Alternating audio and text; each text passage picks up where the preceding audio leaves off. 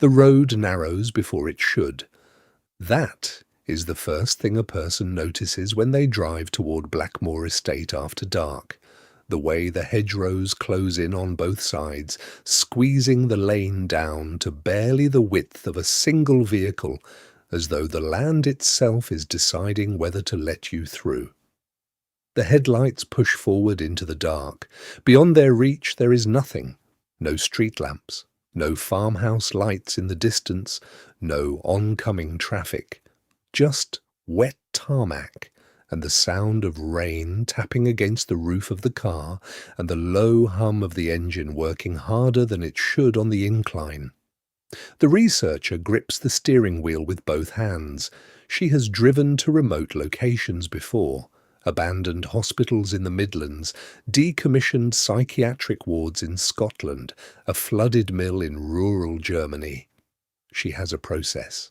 She knows how to manage the discomfort of solitude. She tells herself this, quietly, as the GPS reroutes for the third time. The estate appears without warning. One moment, there is only darkness and hedgerow. The next, the headlights catch the iron gate, old, rusted at the hinges, standing open at an angle that suggests it has not been closed in years. Beyond it, a gravel path curves upward toward a stone manor house, 3 stories tall, its windows dark except for one. A single light. 3rd floor, far left window. The researcher stops the car. She checks the property notes on her phone. The estate has been unoccupied for 11 months. The owner, a woman now living in Edinburgh, has not visited since her husband's death. There are no caretakers. There is no groundskeeper. The utilities were disconnected 8 months ago. There should be no light in that window. She photographs it, zooms in. The image is grainy in the rain, but the light is there. Warm, amber, the kind that comes from a lamp or a candle rather than a torch. She sends the photo to her editor with a single message. "I'm outside. Recording starts now." She drives through the gate. The front door takes 3 attempts with the key the owner couriered to her. The lock is stiff from months of disuse, and the wood has swollen in the damp, and each failed attempt makes the silence around her feel heavier. On the 3rd attempt, the door opens. The smell reaches her before anything else, cold stone, damp carpet, and something else beneath both of those, something organic, like soil or decay, or something that has been breathing in a closed space for a very long time. She steps inside, switches on her torch. The beam sweeps across a stone entrance hall, flagstone floor, a coat rack with nothing on it, a grandfather clock stopped at 3:47, a staircase rising to the upper floors, its banister thick with dust. The researcher sets down her equipment bag and pulls out a handheld camera. She presses record. The red light blinks on. "Blackmore Estate," she says quietly, not for conversation but for the record. Northumberland. The Whitmore family purchased this property in 1987. The last confirmed occupant, Edward Whitmore, was found deceased in the East Wing 14 months ago. Cause of death: cardiac arrest. No other persons were found on the property. She pauses. "I'm here to document what his wife described as, her words, something wrong with the house." She moves down the hallway. The doors on either side are closed. She tries each one as she passes. A sitting room, a dining room, a study. Each is cold and still and empty. The furniture sheeted in white dust covers, the curtains drawn. Everything is as it should be. Everything is in order. She reaches the end of the hallway. The kitchen door is the last one. She pushes it open.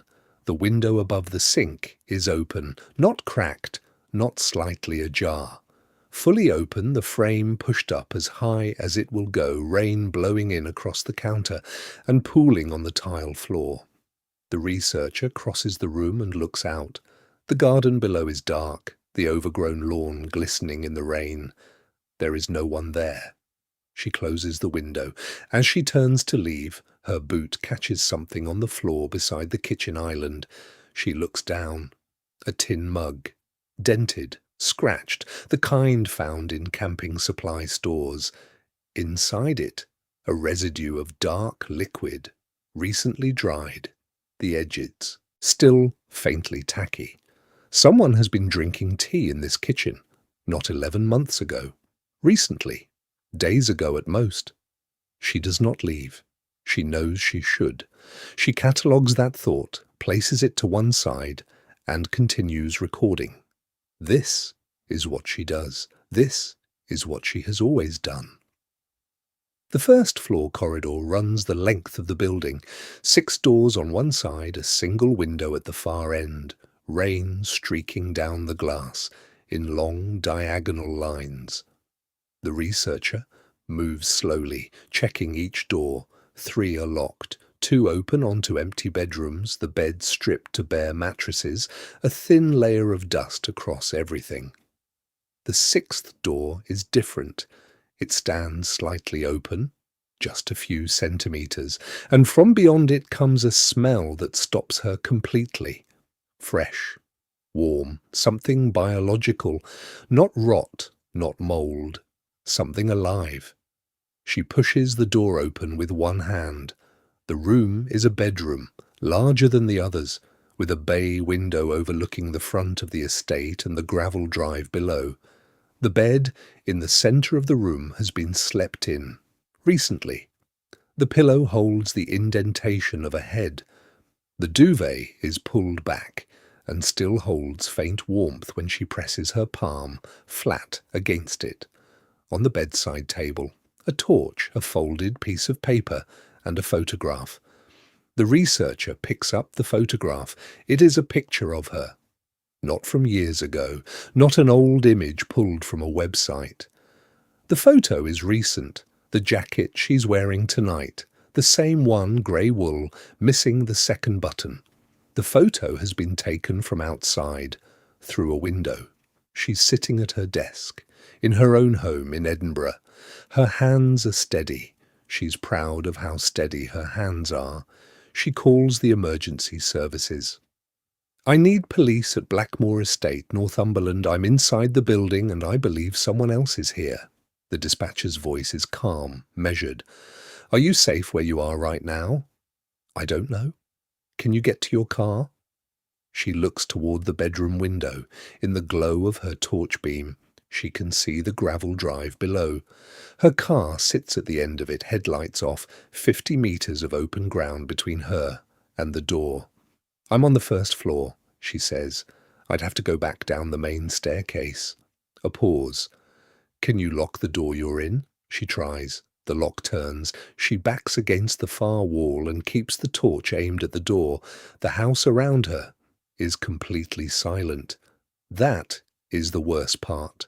Not a creak, not a footstep, not the sound of someone running or someone fleeing, just silence so complete it has a texture. Thick and deliberate, like whatever else is in the building is entirely unbothered by her presence. Like it has heard her before. Like this is not the first time she has been here. 3 minutes pass. Then the torch on the bedside table, the one she has not touched, turns on. She moves. Down the corridor at a run, her own torch sweeping wild arcs across the walls, the doors, the carpet. Down the staircase 2 steps at a time, one hand dragging along the banister. She hits the ground floor hallway and sprints for the front door. She's 6 feet from it when she sees him. He's standing at the end of the hallway between the kitchen and the coat rack, completely still.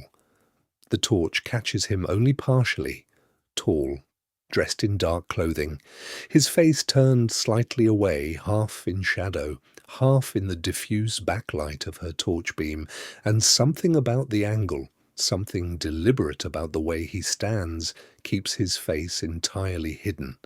She cannot see his face.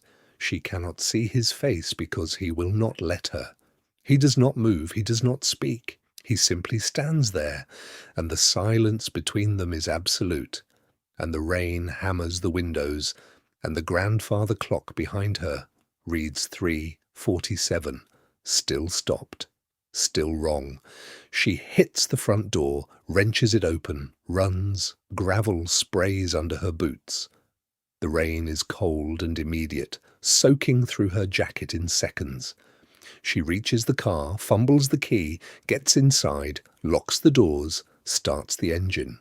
The headlights flood the front of the estate. The doorway is empty. The hallway beyond it is dark. Nothing moves. Police arrive 11 minutes later. 2 vehicles, 4 officers. They clear the building floor by floor and find no one inside. What they find instead takes the lead officer 40 minutes to fully document. In the space between the interior and exterior walls of the estate, gaps of 18 to 20 centimeters, accessible via panels in 3 separate rooms, they discover evidence of prolonged occupation: a sleeping mat, water bottles, protein bar wrappers, a mobile phone, dead, connected to a small solar charging bank run through a cable drilled into an exterior wall, a notebook filled front to back in a small, meticulous hand, and pinned to the interior surface of the wall panel directly adjacent to the first-floor bedroom, the room where the researcher slept during her first visit to the estate 6 weeks earlier when she did the initial walkthrough with the owner present. 47 photographs. All of them are of the researcher. The oldest are from 3 months ago. The investigation runs the phone records. The device in the wall panel had connected to the estate's decommissioned Wi-Fi router, which had, in fact, never been properly disconnected, and through it to a private server. The server contains recorded footage from 4 hidden cameras positioned throughout the building, every room, every hallway. The researcher sits in the back of a police vehicle wrapped in a foil blanket and goes through the footage on a borrowed laptop, frame by frame, 6 weeks of it. She finds the moment she's looking for, her first visit, 6 weeks ago. The walk-through with the owner, the 2 of them moving through the building, talking, filming, entirely unaware. The timestamp reads 11 in the morning, broad daylight, perfectly normal. She watches herself walk down the ground floor hallway toward the kitchen. She watches the figure step silently out of the panel in the wall directly behind her. He follows her to the kitchen doorway and stands there, watching, while she photographs the room. Then he steps back. The panel closes. She had been 3 feet away from him. The researcher closes the laptop. She looks up at the estate. The rain has stopped. The 3rd-floor window, the one with the light she photographed from the driveway, is dark now. Has been dark all night. The police found nothing there. The lead officer leans against the car beside her. "We'll catch him," he says. "With the phone, the footage, the prints, it's only a matter of time." She nods. She looks back down at the laptop, at the closed screen, at her own faint reflection in the dark surface. She thinks about the photograph on the bedside table, her jacket, her missing button, her desk at home in Edinburgh. She thinks about her flat, its old walls, the gaps she has never thought to measure, the sounds she hears at night that she has always blamed on the pipes, on the building settling, on the particular acoustics of a stone tenement that is over 100 years old. She thinks about how long he has been watching. She thinks about where he went. She does not sleep that night. She does not go home.